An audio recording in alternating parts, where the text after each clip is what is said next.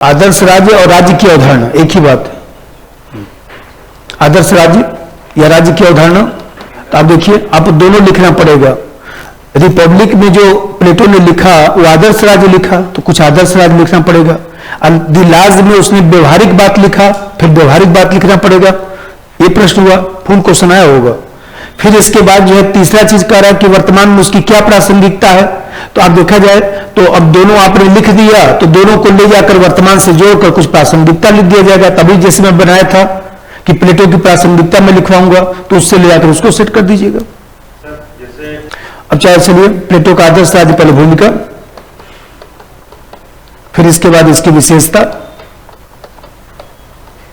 और फिर इसके बाद इसकी समस्या, इसका मूल्यांकन। अब इसी को कह सकते हैं कि रिपब्लिक में प्रस्तुत राज्य की अवधारणा, रिपब्लिक में प्रस्तुत राज्य की अवधारणा, चाहे ये पूछे चाहे वो पूछे, जो पूछा था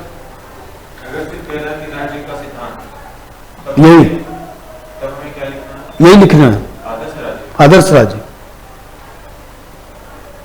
तभी तो मैं दार्शनिक राजा को अलग करके लिखवाया हूं, क्योंकि आप फिर कंफ्यूजन में ना आ जाए। रिपब्लिक में प्रस्तुत राज्य की अवधारणा, कोई 60 नोट्स पूछ देगा तो फिर यही लिखिएगा, क्योंकि रिपब्लिक में उसने आदर्श राज्य की अवधारणा दिया, आदर्श राज्य की अवधारणा दिया। अब जैसे समझिए, अभी मैं बताया कि प्लेटो ने जो रिपब्लिक लिखा उसमें आदर्श राज्य का चित्रण किया, और आदर्श राज्य का स्वरूप निर्धारित करने के लिए जो है तमाम जो है सब काल्पनिक और आदर्शवादी पहलुओं का उसने सहारा लिया। शुरुआती दौर में यही किताब लिखा, राज्य का स्वरूप कैसा होना चाहिए, राज्य का क्या कार्य होना चाहिए। तो उसने ये सब लिखते समय इस बात का ध्यान नहीं रखा कि जिस राज्य की मैं कल्पना कर रहा हूं वो राज्य व्यवहार में आएगा कि नहीं। और देखते हैं इसी को प्राप्त करने के लिए जो है न्याय का सिद्धांत दिया, शिक्षा का सिद्धांत दिया, मान लीजिए सब करिए एक साम्यवाद का सिद्धांत दिया। और इस तरह से देखा जाए तो सब सिद्धांत देकर एक जो है आदर्श की उसने कल्पना की। तो जो आदर्श की कल्पना की, जिसमें आदर्श शिक्षा, आदर्श साम्यवाद और आदर्श न्याय, ये सब मिलाकर जो व्यवस्था बनेगा, जो घोल तैयार होगा, वही प्लेटो का आदर्श राज्य है। पहले भूमिका लिखे। प्लेटो ने अपने प्रसिद्ध ग्रंथ रिपब्लिक में, प्लेटो ने अपने प्रसिद्ध ग्रंथ रिपब्लिक में आदर्श राज्य का चित्रण किया, आदर्श राज्य का चित्रण किया, और इसके स्वरूप निर्धारण के लिए, इसके स्वरूप निर्धारण करने के लिए काल्पनिक पहलुओं का सहारा लिया, काल्पनिक पहलुओं का सहारा लिया।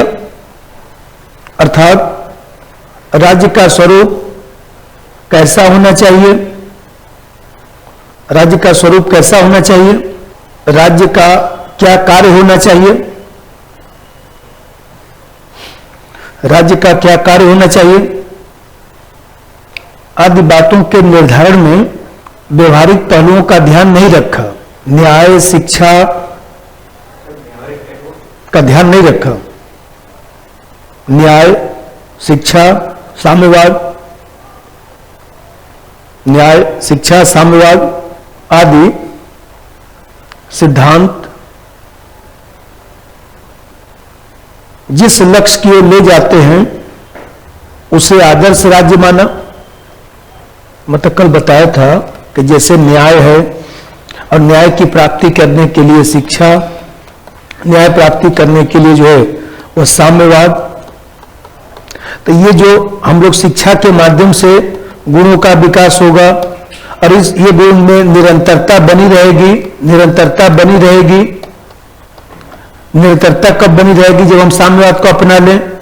तो ये जो न्याय प्राप्ति होगा, और इससे जो राज्य की स्थापना होगी, राज्य की जो स्थापना होगी उसको जो है आदर्श राज्य कहा जाता है। ये प्लेटो ने बताया। तो जितना आदर्श बात है वही यहां पर लिख देना है विशेषता में। जितना आदर्श है सब आदर्शित तो बोल रहा है। तो राजा संपत्ति न रखे, राजा का परिवार न हो, राजा जो है हॉस्टल में भोजन करे, राजा जो है सार्वजनिक जो सार्वजनिक स्थान है वहां पर रहे, ऐसा कोई राजा बनना चाहेगा? आपसे कह दिया जाएगा कि मैं आपको आईएएस बना रहा हूं, लेकिन न तो आपको परिवार रखना है कोई, न तो आपका कोई बच्चा उच्चा होगा, और फिर दूसरा शर्त है कि न तो आपका कोई बैंक अकाउंट होगा, न तो आपके पास कोई संपत्ति होगी, न तो आपके पास कोई मकान होगा। अब चलिए आइए आईएएस बन जाइए, खैर 2-4 लोग मिल जाएंगे, बोलेंगे पहले बना तो दीजिए उसके बाद देखता हूं ना। तो विशेषता में पहला बात लिखिए, नंबर 1, दार्शनिक राजा का शासन स्वीकार करता है, दार्शनिक राजा का शासन स्वीकार करता है।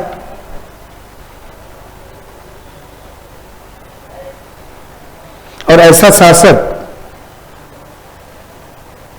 सार्वजनिक स्वार्थ को ज्यादा महत्व देगा, ऐसा शासक सार्वजनिक स्वार्थ को ज्यादा महत्व देगा। अब दूसरा पॉइंट लिखिएगा, ऐसा शासक सार्वजनिक स्वार्थ को ज्यादा महत्व देगा,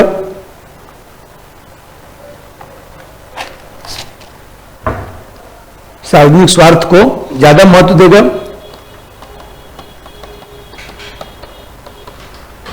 ब्रैकेट में व्यक्तिगत स्वार्थ पर नहीं।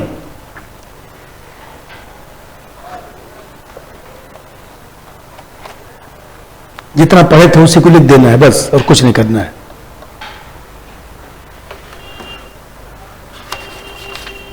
ऐसा दार्शनिक राजा का शासन स्वीकार करता है जिसमें शासक सार्वजनिक स्वार्थ पर ज्यादा बल देगा। दूसरा बात समझिए, जैसे मान लीजिए जो पढ़े थे उसी में से लिखवाता हूं कि जैसे आदर्श जो राज्य है, उस आदर्श राज्य में कोई लिखित कानून नहीं होगा, जनता का नियंत्रण नहीं होगा, बल्कि ज्ञान की संप्रभुता होगा, अंतरात्मा की आवाज होगा, और उसी के आधार पर राजा कार्य करेगा। इसका मतलब कि राजा पर कोई जो है प्रतिबंध नहीं है। नंबर 2, आदर्श राज्य में शासक वर्ग पर, आदर्श राज्य में शासक वर्ग पर लिखित कानून, शासक वर्ग पर लिखित कानून का नियंत्रण नहीं होगा। शासक वर्ग पर लिखित कानून मतलब वही संविधान, लिखित कानून का नियंत्रण नहीं होगा।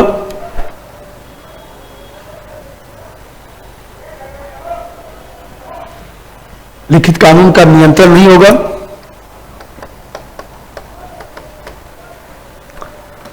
बल्कि ज्ञान की संप्रभुता के आधार पर कार्य करेगा। ज्ञान की संप्रभुता के आधार पर कार्य करेगा, मतलब राजा पर कोई जो है प्रतिबंध नहीं है। यही तो मतलब निकला, राजा पर किस चीज का प्रतिबंध है? बोलिए सुनीता, राजा किस चीज का प्रतिबंध है? ज्ञान की संप्रभुता का, अपनी अंतरात्मा की आवाज का, और राजा पर कोई प्रतिबंध नहीं है। राजा जो है सिर्फ अपने ज्ञान और विवेक के आधार पर कार्य करेगा, बस।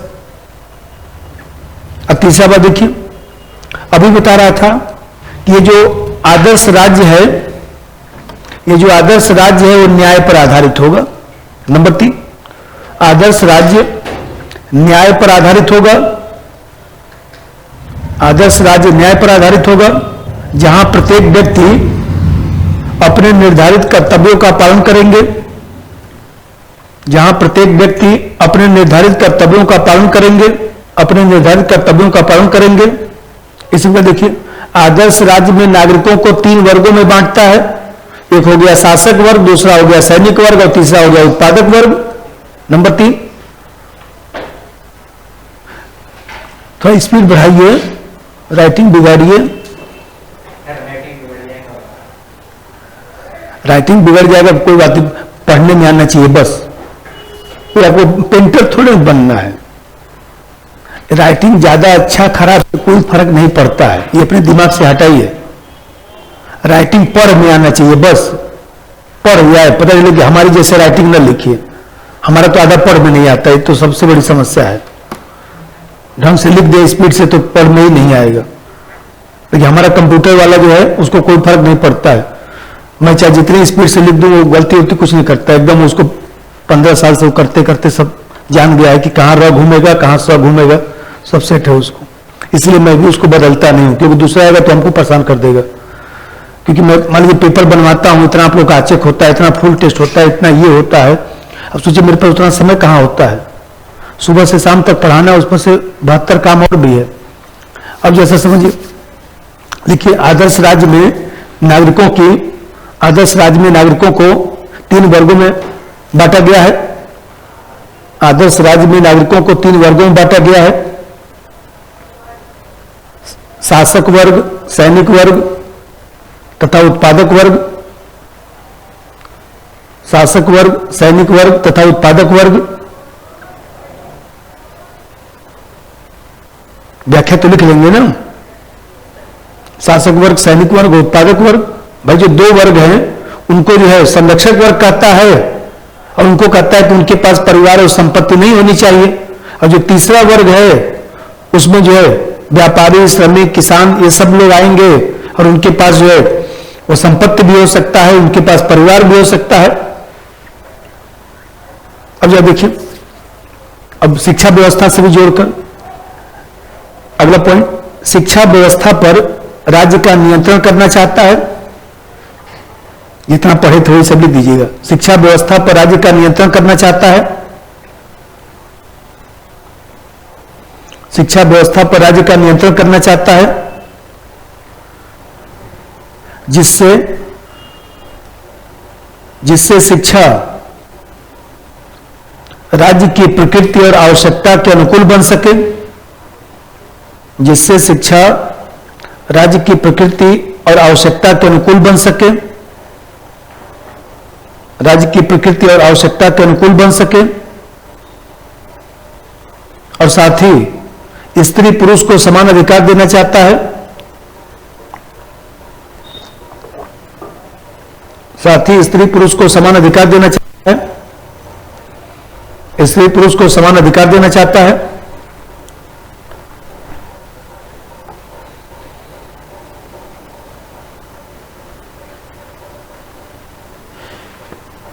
एक दो लिख डालिएगा, लिखा होगा उसमें आदर्श राज्य हेडिंग बना के, कि भाई हमें कहते हैं कि आदर्श राज्य में जैसे उसने कहा कि जनसंख्या 5040 होनी चाहिए, जनसंख्या में ज्यादा होना चाहिए न कम होना चाहिए। हमारे जैसे वो करिए कि जो श्रेष्ठ साहित्य की रचना होनी चाहिए, श्रेष्ठ नागरिक बनना चाहिए, श्रेष्ठ स्त्री पुरुषों से ही जो है वो देखा जाए तो मान लीजिए जो बच्चा जन्म लेगा, मान लीजिए सब करिए कि वो कहता है कि जो है जो अविभाग वर्ग है, जो सैनिक वर्ग है, चाहे वो शासक वर्ग है, इन लोगों का अपना परिवार नहीं होगा। जितना मर्जी उतना लिख दीजिए, एक और लिखिएगा समस्या, बस इसीलिए अलग अलग लिखवा रहा हूं कि आपको लिखने में दिक्कत ना आए। पहला चीज देखिए, इस आदर्श राज्य में व्यक्ति को कोई स्वतंत्रता नहीं देता है, व्यक्ति को चारों तरफ से बांध कर रखा हुआ है। तो बताइए क्लोज सोसाइटी की बात कर रहा है, बंद समाज की बात कर रहा है। इसीलिए कार्ल पॉपर ने खुले समाज का दुश्मन कहा कि बेकार व्यक्ति है प्लेटो। ये तो खुले समाज का दुश्मन है, व्यक्ति को जो है चारों तरफ से बांध के रख दिया कि आपको शासक बनना है तो परिवार भी नहीं होगा, आपके पास कोई निजी संपत्ति भी नहीं होगी, चुपचाप शासन का काम करते रहिए। ऐसा व्यक्ति कहां मिलेगा? सब लोग जो योगी जी मोदी जी थोड़ा बन जाएंगे, नहीं बन पाएंगे। देखिए नंबर 1, प्लेटो का आदर्श राज्य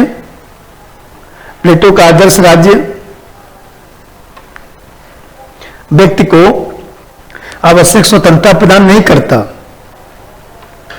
व्यक्ति को आवश्यक स्वतंत्रता प्रदान नहीं करता, जिससे व्यक्ति का बहुआयामी विकास नहीं हो सकता, जिससे व्यक्ति का बहुआयामी विकास नहीं हो सकता। इसी कारण कार्ल पॉपर आदर्श राज्य व्यक्ति को आवश्यक स्वतंत्रता प्रदान नहीं करता, व्यक्ति का बहुआयामी विकास नहीं हो सकता। इसी कारण कार्ल पापर लिखिएगा, पापर मत लिख दीजिएगा। कार्ल पापर प्लेटो को खुले समाज का दुश्मन कहता है, प्लेटो को खुले समाज का दुश्मन कहता है। दूसरा बात देखिए, अरस्तु ने भी दी पॉलिटिक्स जो किताब लिखा, उसमें अरस्तु ने भी आलोचना किया इन्हीं सब बातों का। ये सब काल्पनिक विचार है।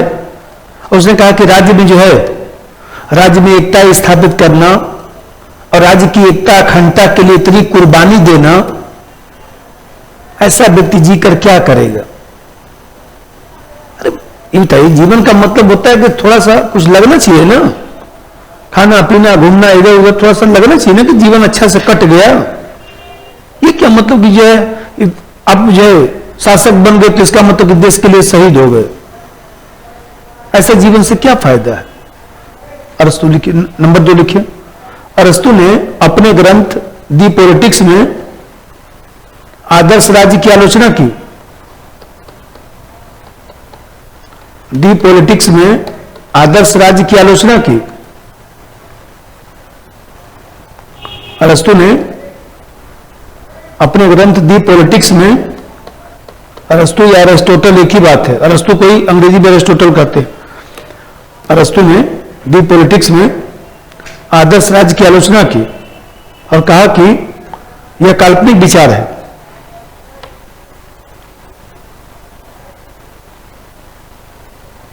यह काल्पनिक विचार है, व्यवहार में संभव नहीं है, व्यवहार में संभव नहीं है। जानते हैं कि अरस्तु जो है कहा कि भाई राज्य में ऐसा एकता स्थापित करने का प्रयास करेंगे तो राज्य जो है विनाशकारक हो जाएगा। एकता स्वाभाविक रूप से होना चाहिए, स्वाभाविक लगाव होना चाहिए, दबाव में नहीं। दबाव में कितना दिन आप काम कर पाएंगे? नियंत्रण से एकता स्थापित नहीं होना चाहिए। अब देख रहे हैं वर्तमान वैश्वीकरण से भी आदर्श राज्य मेल नहीं खाता है। क्यों? क्योंकि उत्पादक वर्ग को तो बोल दिया कि जो 20 वर्ष में परीक्षा होगा, जो लोग फेल हो जाएंगे वही लोग उत्पादक वर्ग बन जाएंगे। ये बताइए, उत्पादक वर्ग को जो है, व्यापारिक वर्ग को जो है सामाजिक ढांचे में ज्यादा महत्व ही नहीं देता है। तो आज वैश्वीकरण में व्यापारिक प्रक्रिया ही तो सबसे ज्यादा महत्वपूर्ण है। उत्पादक वर्ग को नकारना वर्तमान वैश्वीकरण की प्रक्रिया से मेल नहीं खाता है। आज उत्पादक वर्ग को हटा दीजिए, कोई मतलब है? आज बताइए कि मंत्री हो चाहे तमाम लोग हैं, देखिए उत्तर प्रदेश में पूरा जो है एकदम सुंदरीकरण चल रहा है, क्योंकि G20 का लखनऊ में बैठक होना है, लोग विदेश से आ रहे हैं, वही लोग निवेश करेंगे, फिर उत्तर प्रदेश में कुछ रोजगार मिलेगा। तो देख रहे हैं कि सब लोग जितने व्यापारी विश्व से आ रहे हैं उनकी सेवा में जो है सब अधिकारी लग चुके हैं। तो आप देख रहे हैं कि व्यापारियों की सेवा में अधिकारी लग रहे हैं, मंत्री लग रहे हैं, तमाम लोग की कोई दिक्कत किसी को न होने पाए, क्योंकि कुछ इन्वेस्टमेंट हो जाएगा तो लोगों को रोजगार मिल जाएगा। तो व्यापारिक वर्ग को समाज की मुख्य धारा से हटा देंगे तो यह राज्य वर्तमान में कहां लागू हो पाएगा? नंबर 3 है तो वास्तविकता यही ना।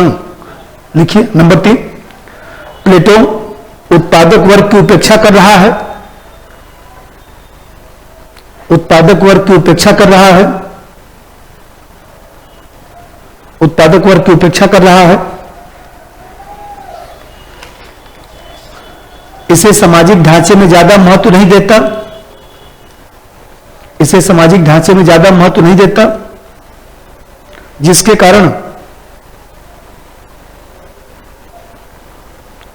कारण वर्तमान वैश्वीकरण में प्लेटो का आदर्श राज्य नहीं चल सकता। प्लेटो का आदर्श राज्य नहीं चल सकता।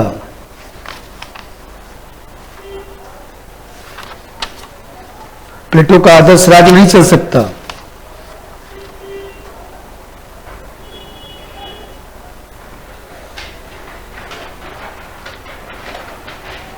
अब देखते हैं कि ये जो आदर्श राज्य की बात कर रहा है, न तो किसी न्यायालय की बात किया, न तो दंड की बात किया, कुछ भी नहीं। न्यायालय दंड की कुछ भी बात नहीं करता है। ये बताइए, अब फिर सबसे बड़ी बात है कि अभी मैं आगे पढ़ाऊंगा दास प्रथा, तो दास प्रथा के बारे में मौन भी है। एक पॉइंट लिख दीजिए, आदर्श राज्य में कानून, न्यायालय, दंड आदि की चर्चा नहीं करता, जबकि व्यवहार में बिना इसके व्यवस्था नहीं चल सकता। व्यवहार में बिना इसके व्यवस्था नहीं चल सकता। अब मूल्यांकन लिख दीजिए, इस प्रकार प्लेटो का राज्य स्वप्नलोकी दिखाई देता है। लिख रहा हूं, देख के लिखिएगा, स्वप्नलोकी दिखाई देता है, स्वप्नलोकी दिखाई देता है। प्लेटो ने भी अपनी पुस्तक दी लाज में इस बात को स्वयं स्वीकार कर लिया। दी लाज में इस बात को स्वयं स्वीकार कर लिया, इस बात को स्वयं स्वीकार कर लिया, इस बात को स्वयं स्वीकार कर लिया। और आगे जाकर, और उसमें लिख दीजिए, और उप आदर्श राज्य की संकल्पना दिया, जिसे लेकर अरस्तु राजनीतिक विज्ञान का पिता बना।